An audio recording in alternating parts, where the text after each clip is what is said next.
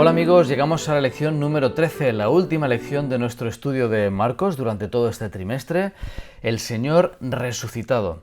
Antes de sumergirnos en la lección, como siempre os recuerdo que podéis formar parte de la comunidad de WhatsApp de Esa Feliz si entráis en ese código QR y así estáis atentos a todas las novedades. Última lección, ha sido un trimestre fascinante, el Evangelio de Marcos la verdad es que es precioso y ha sido desgranado en la escuela sabática, hemos podido disfrutar juntos de ese estudio y llegamos al final, la parte más importante por lo que representa, la resurrección de Jesús. El versículo de memoria está en Marcos 16 y dice así: pero él les dijo, no se asusten, ustedes buscan un Jesús nazareno que fue crucificado, ha resucitado, no está aquí, miren el lugar donde lo habían puesto. Este capítulo que vamos a estudiar, capítulo 16 de Marcos, justamente habla de la resurrección y de los últimos mensajes de Jesús antes de ascender al cielo. Y comienza señalando que es el domingo de mañana. A veces hemos evitado hablar del domingo, ¿verdad? Por ese rechazo teológico al domingo como sustitución del sábado, pero la verdad es que resucitó en domingo y no hay ningún problema en disfrutar de esa realidad, aunque como veremos no hay ningún texto que indique la celebración de la resurrección como un mandato para los cristianos. En todo caso, esta lección promete ser muy interesante, así que no te la pierdas. Continuamos el estudio de la escuela sabática llegando al domingo 22 de septiembre, regocijo en la resurrección. Los escritores de los 4 evangelios coinciden en el tiempo de la crucifixión de Jesús como el día de preparación. Esto implicaba desde el jueves por la tarde, ¿verdad?, hasta el viernes de tarde, a la puesta, de puesta a puesta. Este era el día de la preparación en la Pascua, la preparación del sábado. Y en ese sentido Jesús muere el viernes por la tarde y el sábado descansó. Y el domingo resucitó. Pero es muy importante teológicamente, igual que el viernes Jesús culminó la obra de la creación, porque así fue en el Génesis, Jesús creó, ¿verdad?, como agente de la creación de forma especial. El viernes termina la creación, pero descansa durante el sábado y ahí culmina los 7 días de la creación. En el séptimo crea el tiempo, ¿verdad? En este caso Jesús, el sexto día, termina la obra de la redención y el sábado descansa en la tumba. Algo muy importante es que, nos dice el texto bíblico que en Lucas 23, vueltas prepararon aromas y perfumes, pero reposaron el sábado conforme al mandamiento. Si de alguna forma Jesús hubiese indicado que el sábado no tenía que guardarse, o su muerte hubiese puesto fin al cumplimiento de la ley, este texto no estaría aquí. Ni los cristianos, ni los discípulos, ¿verdad?, al principio hubiesen seguido observando el sábado. Así que en ese sentido, el domingo tiene la peculiaridad de que viene después del sábado. Esa es la única relevancia teológica. El sábado descansó y en cuanto pasó el sábado, Jesús resucita. Es cierto que en el siglo II del cristianismo comenzaron, ¿verdad?, a utilizarse señales teológicas de que el domingo se reverenciaba justamente como día de la resurrección, y por eso se hizo la transferencia del sábado al domingo. Pero en la Biblia no hay ningún texto que hable justamente de la observancia del domingo como un día de celebración. En Romanos 6, fuimos sepultados junto con él para muerte por medio del bautismo, a fin de que como Cristo resucitó de los muertos por la gloria, así también nosotros andemos en vida nueva. Pero no hay ninguna celebración del domingo como un día santo, ni muchísimo menos. En todo caso, como decíamos en la introducción, el hecho de que el domingo no sea día de reposo y no haya una indicación explícita para celebrar la resurrección, sí que podemos alegrarnos con la resurrección independientemente del día. Amigos, continuamos el estudio de la escuela sabática, lunes 23 de septiembre. La piedra fue quitada.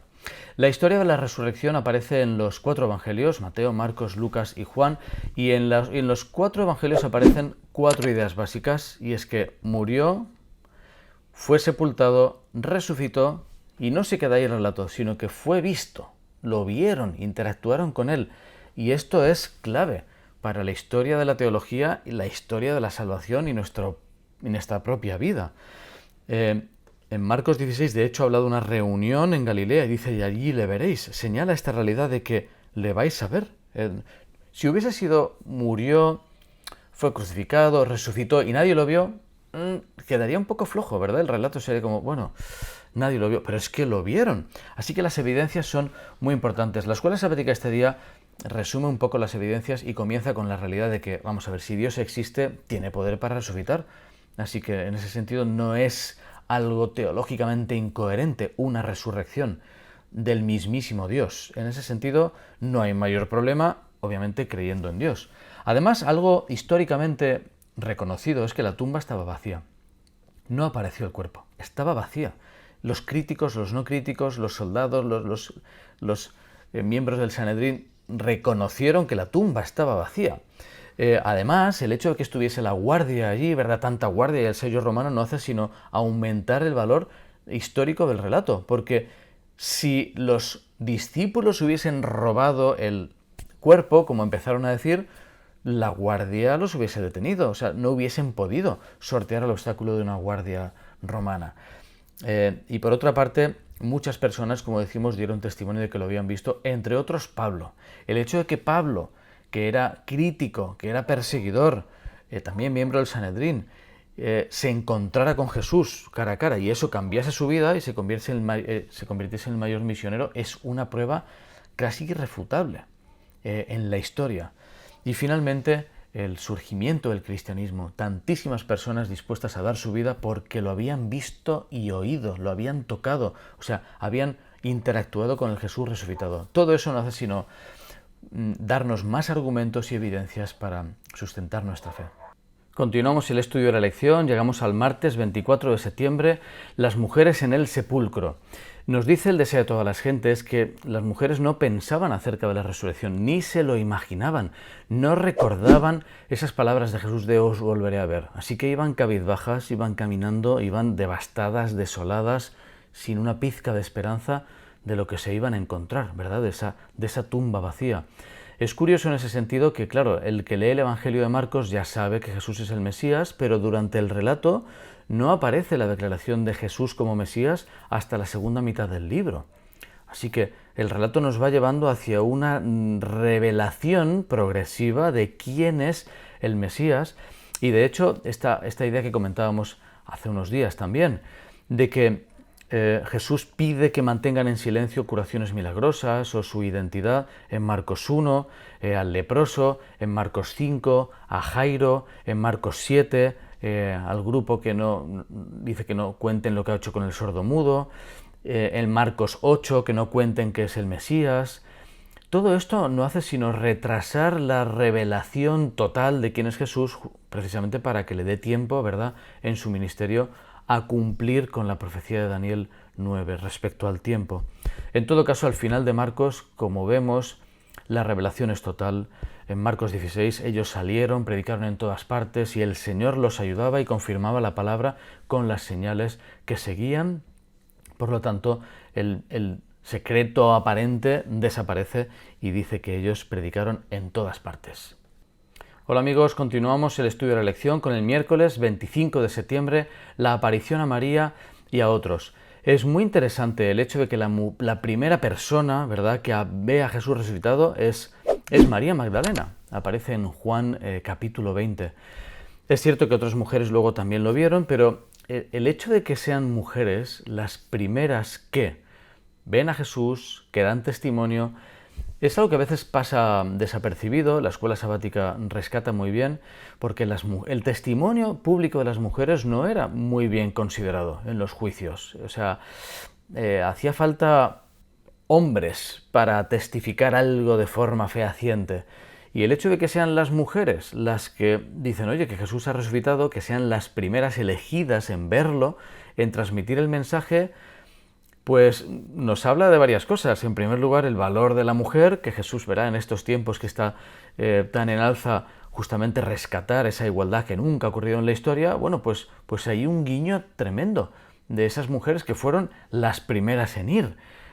No es que son elegidas, bueno, voy a elegir mujeres, sino que son las primeras que vienen y Jesús honra su fe. El cielo honra la fe de las mujeres y le otorga el privilegio de ser las primeras en contar el mensaje, ¿verdad? Los primeros discípulos son mujeres.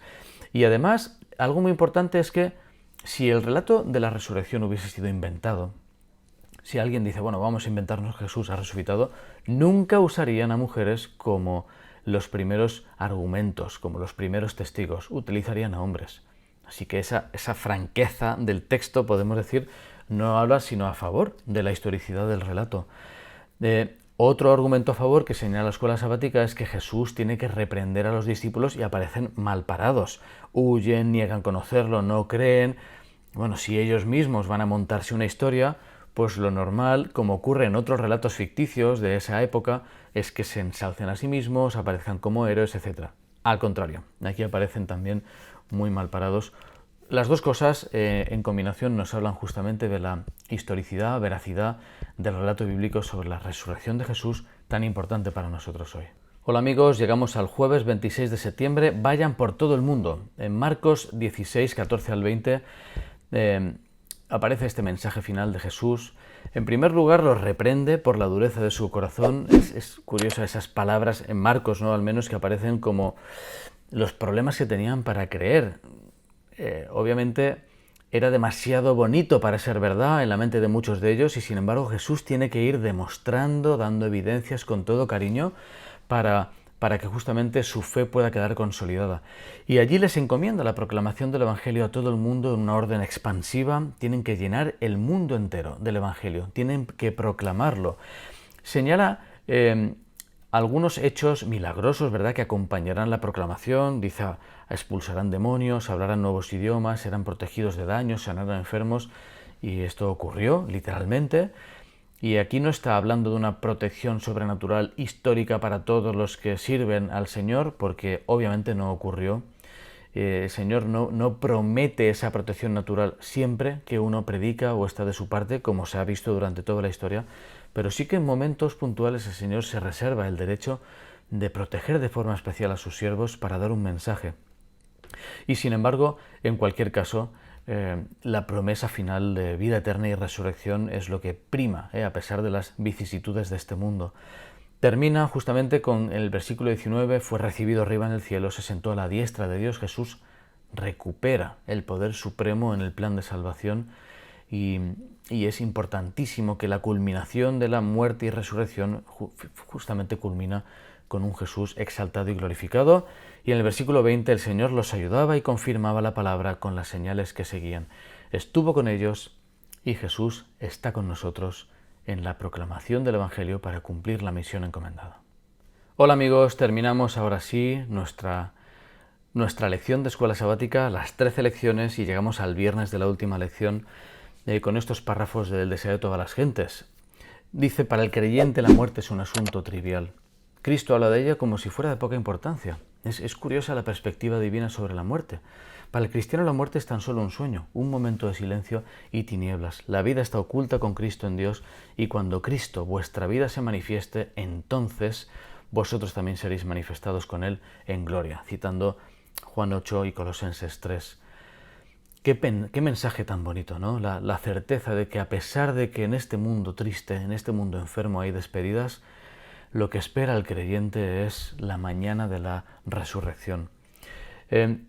Termina con un pensamiento histórico, ¿verdad? Aun los críticos ateos, críticos acérrimos, reconocen que mucha gente dijo haber visto a Jesús. O sea, no pueden reconocer que Jesús resucitó, pero sí que históricamente no pueden negar que mucha gente dijera haberlo visto. Esto para nosotros no es sino un argumento más de todos los que hemos visto para confiar en la palabra de Dios, confiar en su resurrección y confiar sobre todo en su promesa de que volverá a buscarnos. Querido amigo, espero que este mensaje te llene de esperanza, pueda ser de bendición y el estudio de la Biblia, el libro de Marcos y cualquier otro sea de crecimiento espiritual. Un abrazo y bendiciones.